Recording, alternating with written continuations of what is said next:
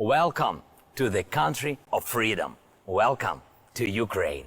He's been called a modern-day Winston Churchill. Ukraine's president, Volodymyr Zelenskyy, has become a symbol of hope for his nation as its people defend their country against the Russian invasion. I am here. We will not lay down any weapons. We will defend our state because our weapons are our truth. It's common knowledge by now that before becoming president, 44-year-old Volodymyr Zelenskyy played a president on TV. Good morning, Mr. President. Zelenskyy was born on January 25, 1978, in Ukraine when it was still part of the Soviet Union. He was 13 years old when the Soviet Union dissolved into 15 nations and Ukraine gained its independence. His Jewish grandfather, Simon Zelenskyy, served in the Soviet Red Army and fought the Nazis during World War II. Simon's 3 brothers were killed in the Holocaust. He was the only one who survived. In January 2020, during the 75th anniversary of the liberation of the Auschwitz concentration camp, Zelenskyy told Israeli Prime Minister Benjamin Netanyahu a story about 4 brothers. He said 3 of them, their parents and their families, became victims of the Holocaust. All of them were shot by German occupiers who invaded Ukraine. The 4th brother survived. 2 years after the war, he had a son, and in 31 years, he had a grandson. In 40 more years, that grandson became president, and he is standing before you today, Mr. Prime Minister. In a recent interview released by the UK's Channel 4 News, Zelenskyy was speaking with journalists in his bunker when he's informed that a Holocaust memorial where Nazis murdered Ukrainian Jews had just been bombed. Now it's bombing Babi Yar. Now Babi Yar? Babi Yar, now it's bombing. Babi Yar? Yes. The memorial? Yes, the memorial which that we made they started building after 80 years of this tragedy. It's second Babi Yar. That is Russia. My congratulations. Thank you. Thank you, guys. Thank you. Zelenskyy's father was a professor, his mother an engineer. He would choose a totally different career path after earning a law degree from Kyiv National Economic University. As a student, he started dating the woman who would become his wife, Elena Zelenska. Although he was licensed to practice law, he opted for a career in comedy. In 1997, he created Quarter 95, a performance group named after the neighborhood in the southeastern Ukrainian city of Kryvyi Rih, where Zelenskyy grew up. He appeared in a popular Russian improv comedy show, KVN. He spent a lot of time in Moscow and is a native Russian speaker.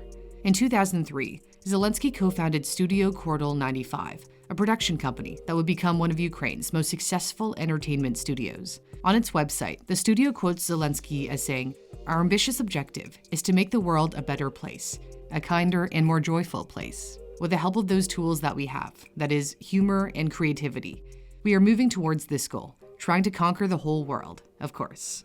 Quarter 95 began producing shows for the Ukrainian TV channel Inter, as well as the channel 1+1, which was owned by Ihor Kolomoisky, a billionaire businessman and one of the wealthiest people in Ukraine. Their relationship would be closely scrutinized when Zelenskyy decided to run for public office. In addition to working on television, Zelenskyy appeared in a number of films.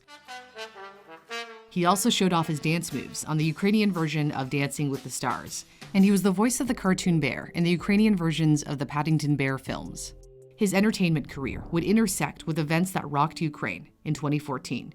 Massive protests helped oust Ukrainian President Viktor Yanukovych in February of that year. Yanukovych had refused to sign a trade deal with the EU, bowing to pressure from Moscow. The following month, Russia annexed Ukraine's Crimean Peninsula. And then in April, pro-Russian separatist rebels started seizing territory in eastern Ukraine. The rebels are believed to have shot down Malaysia Airlines Flight 17 that killed all 298 people on board. That May, newly elected president, chocolate billionaire Petro Poroshenko, promised to root out corruption and fix the economy, but critics say he failed to implement even modest reforms. Against this backdrop, Quarter 95 produced the TV show Servant of the People that premiered on 1+1 in October 2015. Zelenskyy was cast as Vasily Goloborodko, a high school history teacher who goes viral when a student films him criticizing corruption in the Ukrainian government. He somehow becomes president. The show was a massive hit. Zelenskyy used his fame as a fictional everyday man turned president to become one in real life. Hi, I'm Volodymyr Zelenskyy, the new president of Ukraine. In 2018, Quarter 95 officially registered Servant of the People as the name of a new political party in Ukraine. In 2019, more than 36 candidates entered the presidential election. Zelenskyy was one of the front-runners, backed by the wealthy oligarch Kolomoisky, a controversial figure. Kolomoisky got slapped with U.S. sanctions for alleged corruption. Zelenskyy sought to distance himself from Kolomoisky during the campaign. He did get caught up in a U.S. political scandal 2 months into his presidency. President Trump allegedly pressured Zelenskyy to investigate his political rival Joe Biden and his son Hunter, who had ties to a Ukrainian gas company. Zelenskyy refused, and for months afterward, Trump withheld $400 million in military aid to Ukraine and was impeached. He ran his entire presidential campaign virtually online. He didn't hold press conferences or give out too many details pertaining to policy. Instead, he posted short speeches on social media, promising to clean up government. On March 31st, 2019, Zelenskyy won over 30% of the vote in the first round of the presidential election, with Poroshenko trailing in a distant second place at 16%. When they debated each other at Kyiv's Olympic Stadium, Poroshenko tried to paint Zelenskyy as an inexperienced politician who wouldn't be able to stand up to Vladimir Putin. Zelenskyy has been standing up to the Russian leader who ordered the invasion of Ukraine on February 24. When the Americans offered Zelenskyy a ride out of Ukraine, he refused to evacuate, according to Ukraine's embassy to the UK, responding, "I need ammunition, not a ride." Zelenskyy has been on the ground in the capital of Kyiv, rallying his people. Всім добрий вечір. Лідер фракції тут, голова Офісу президента тут, прем'єр-міністр Шмигаль тут, Подоляк тут, президент тут. Всі ми тут, наші військові тут, громадяни суспільства тут, всі ми тут. Захищаємо нашу незалежність, нашу державу. І так буде й далі. Слава нашим захисникам, слава нашим захисницям. Слава Україні! Zelenskyy has been credited with changing the West's response to Russia by convincing the EU to impose harsher sanctions on Moscow. The Washington Post reported that a handful of key leaders were reluctant to proceed with some of the harshest proposals. Then, Ukrainian President Volodymyr Zelenskyy dialed into the meeting via teleconference with a bracing appeal that left some of the world-weary politicians with watery eyes. It was extremely emotional, said a European official briefed on the call. He was essentially saying, "Look, we are here dying for European ideals." Before ending the video call, Zelenskyy told the gathering matter-of-factly that it might be the last time they saw him alive. Zelenskyy has pushed to have Ukraine join NATO, the Western military alliance, a move that Putin seems determined to block.